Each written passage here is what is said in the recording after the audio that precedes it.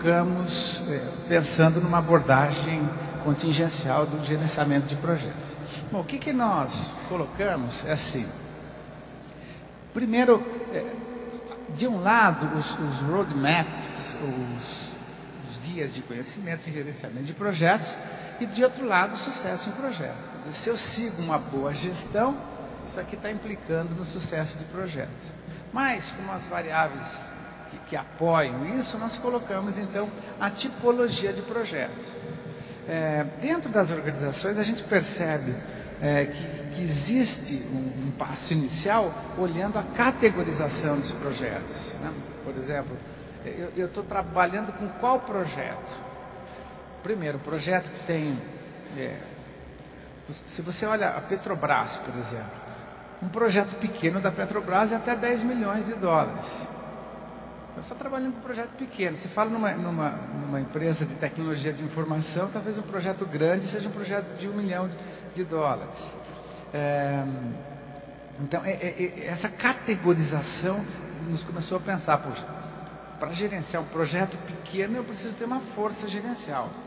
Para gerenciar um projeto grande eu preciso ter uma outra força gerencial. Pois bem, e aí nós, decorrente de categorizações, nós começamos a pensar, bom, quem sabe a gente consiga olhar os tipos de projetos. Eu acho que um artigo gênese de tudo isso foi o trabalho do Schenker, quando ele colocou lá o diamante. Então, baseado nesse trabalho, baseado em outros trabalhos que porventura fazem parte aí do conjunto de indicadores, nós propusemos então esse modelo de 4 Is. Então, onde nós chamamos que um projeto ele pode ser encarado pelo I da integração, o primeiro I. Não é uma ordem, mas uma proposição. O que é um projeto de integração?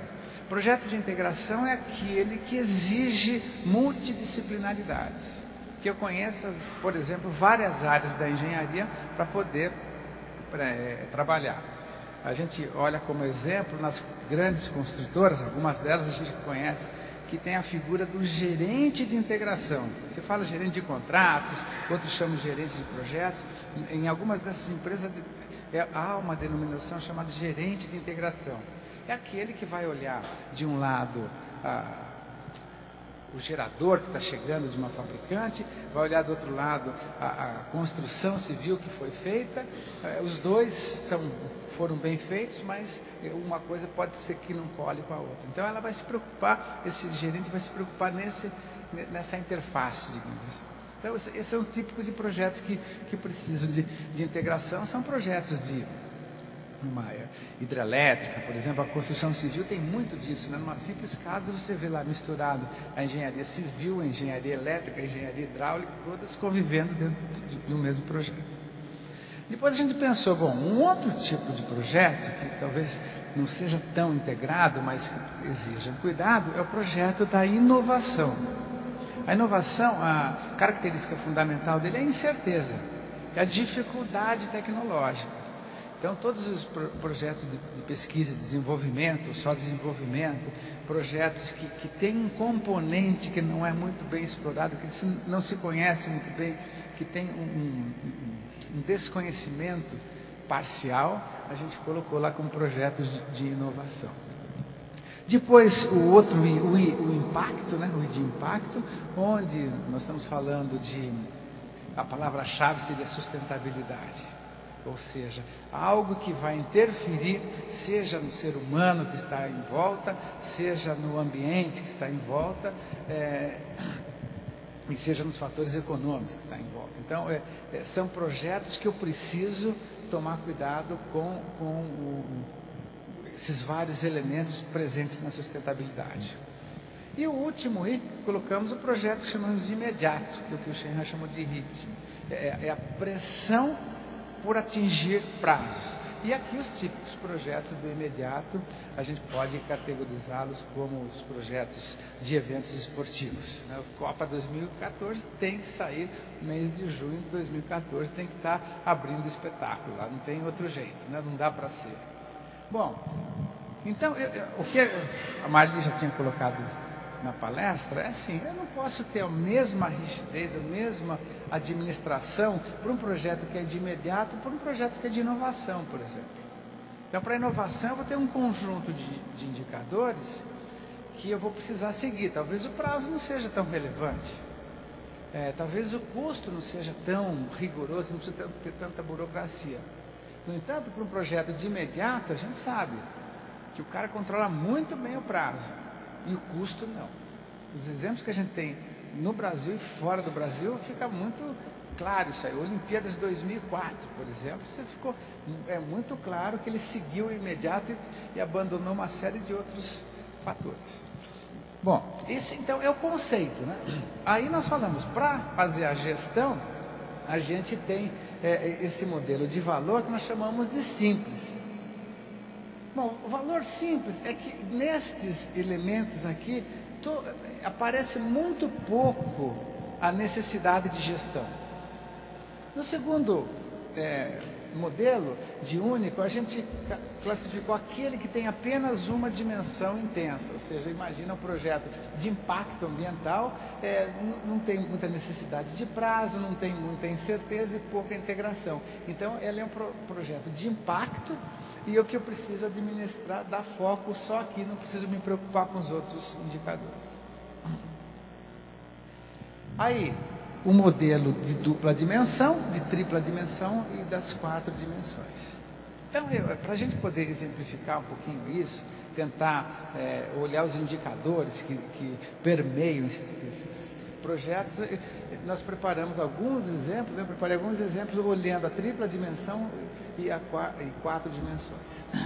Mais ou menos isso. Então, eu tenho aqui as possibilidades de tripla dimensão. E aqui eu tenho uma possibilidade das 4 dimensões. Esse caso, por exemplo, é uma dimensão cujo imediato não preciso me ater muito. Mas esses 3 aqui eu preciso fazer uma gestão forte para eles. Neste caso, a inovação é pequena, eu não tenho muita incerteza. Mas eu tenho que me ater na integração, no impacto imediato e assim por diante. Então, eu tenho essas 4 possíveis combinações e aqui a última combinação, que é o todo.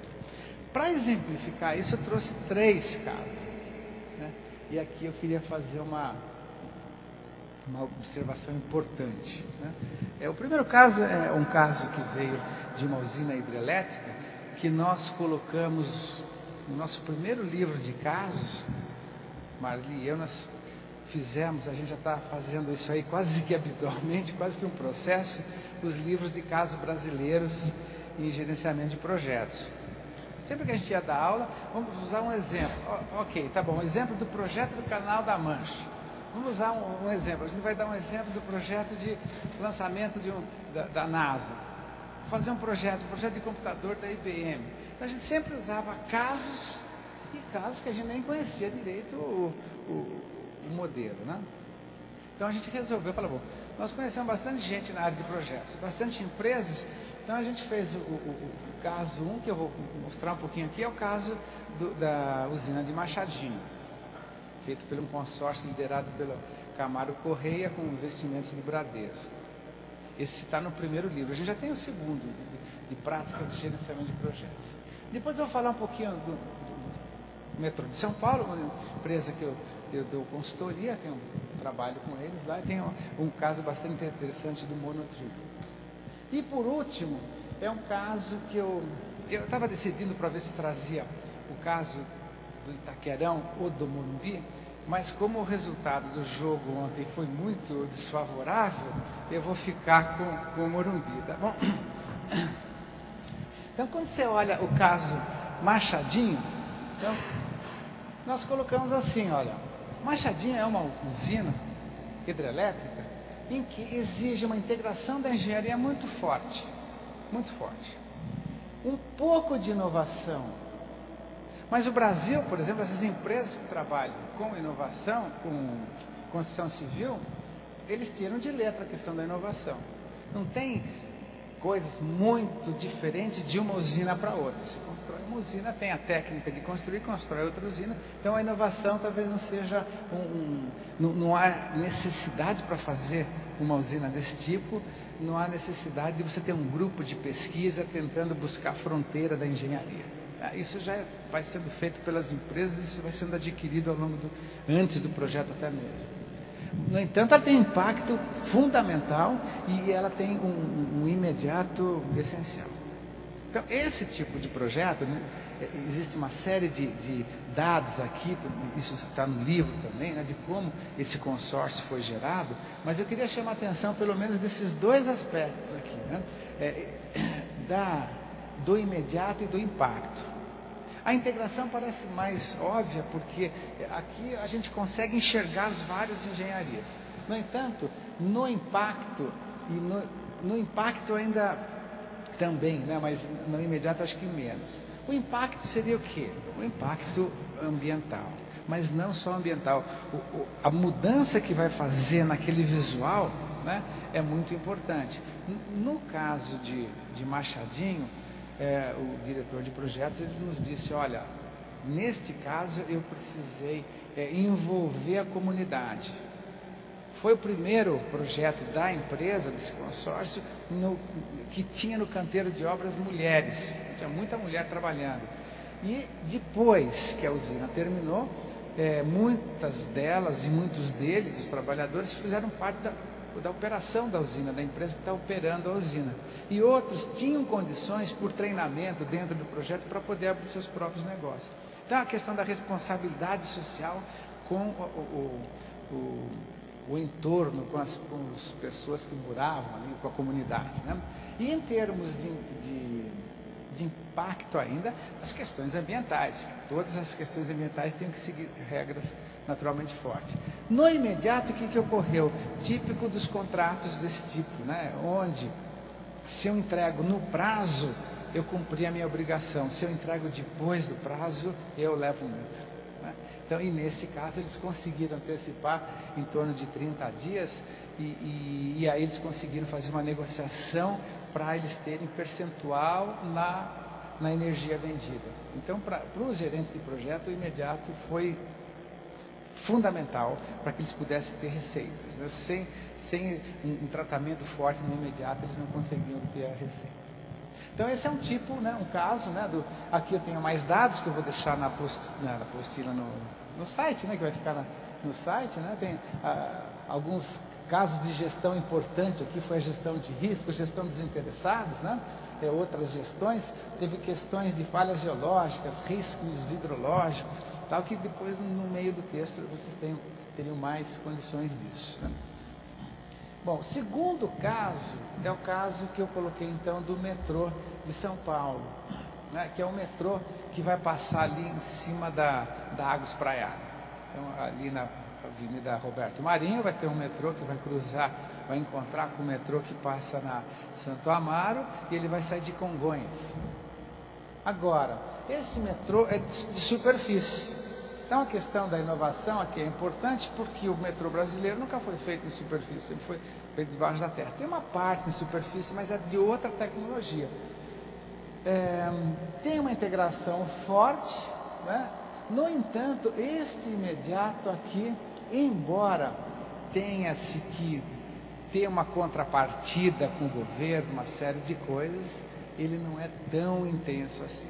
Eu me lembro na ocasião da candidatura do governador anterior à presidência da República, ele tinha que inaugurar lá uma determinada estação, na Consolação. E essa estação, ele tinha uma nova sistemática, uma plataforma que separa os trilhos, né, o trem, do embarque e desembarque. Normalmente em todas as estações aqui no Brasil, muitas do mundo, você abre a porta do trem, sai e entra ao mesmo tempo.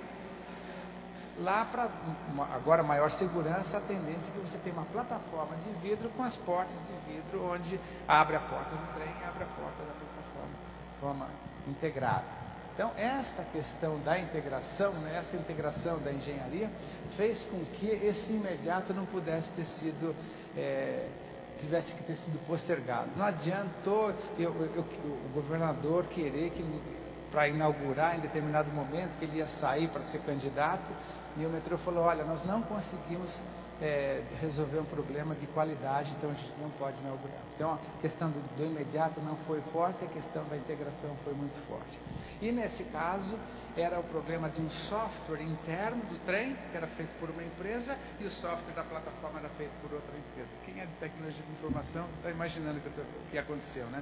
Abria a plataforma do trem, a porta do trem não abria a porta da plataforma. Então poderia dar riscos enormes aí. Então, enquanto esses dois softwares não conversaram para que as coisas acontecessem conjuntamente, não adianta eu estudar, forçar pelo imediato. Então, esse foi o segundo exemplo, né, que eu queria colocar aqui. E aí tem o traçado do caso do metrô, né, o modelo, como que ele vai rodar em cima de trilhos aqui, né, é diferente do que a gente já conhece. Aqui é de outras cidades, mas é um modelo mais ou menos assim. Ele tem que ser mais leve em termos de visão, inclusive, né? Ele é apoiado por essas linhas assim, tá? Então esse vai ser o nosso, vai passar ali dentro do rio, né? Os pilares vão ficar ali nas margens e a gente vai passar vendo o rio embaixo, ali na água espraiada. Tem uma configuração estética parecida com essa perspectiva aí, tá? Bom, saindo do metrô, a gente pensa agora na Copa. O projeto do Morumbi teve a candidatura da Copa e a gente fala, poxa, esse projeto é muito grande. E aí o projeto, por questões políticas ou não, ele não foi aprovado, e a alternativa é construir um estádio novo ou reformar um já existente. Então, o pessoal que defende, vamos reformar o existente, não, vamos construir um novo. E quais são os impactos, quais são o problema de tempo, o problema de integração. E quando a gente começa a abrir esse projeto do Morumbi, foi muito interessante, porque aí você começa a ver a quantidade de projetos que tinha lá dentro. Primeiro assim, eu tenho que ter uma inovação para a cobertura. Ela tem que abrir, tem um sistema de abertura, de fechamento, e esse é um requisito número 1 da FIFA. Todos os espectadores têm que assistir todos os jogos possíveis cobertos. Bom, mas só que para você fazer isso, você tem que baixar o campo. No Morumbi, no estádio já existente. Para você baixar o campo, você vai ter um problema de drenagem. Então você tem que arrumar o problema de drenagem existente. Você tem que conseguir sair do estádio em 8 minutos. As portas que tem o Morumbi, você não consegue sair em 8 minutos. Precisava triplicar o número de entradas e saídas ao longo do Morumbi. Então eram coisas que precisariam ter sido feitas. Não tem estacionamento. Então teria que fazer um estacionamento. O projeto mandava fazer um estacionamento na Praça Roberto Pedrosa, né? E levar onde vai entrar uma das estações daquele metrô que eu coloquei ali fora. Bom, o número de projetos é mais ou menos esse aí, a gente chama de matriz de projeto, né? O estádio do Morumbi ficaria o projeto 1, o estádio, a cobertura, a reurbanização da praça, os edifícios para TVs e os super VIPs. Então tem o local da entrada dos VIPs e a entrada dos super VIPs, né? Os governantes, etc. Estacionamento é a estação do metrô. Drenagem, canalizações, piscinões, avenida perimetral, suporte do monotrilho e a estação do metrô, que já apareceu aqui, né? Depois, programa 3, linhas de transmissão. Teria que mexer no alto da Serra da Baixada Santista, na linha do Tijuco Preto, subestação Jandira, Juscelino, para que o metrô pudesse passar por lá, para que pudesse ter os cabos das televisões para passar o show, o espetáculo para o mundo todo, né? E a infraestrutura, né? Melhorar o terminal de Cumbica, a pista auxiliar e conversão. Quer dizer, então quando você fala num projeto desse, já vira um programa e não dá para ficar fazendo um tipo de gerência, é preciso fazer uma combinação desses vários indicadores de gerência.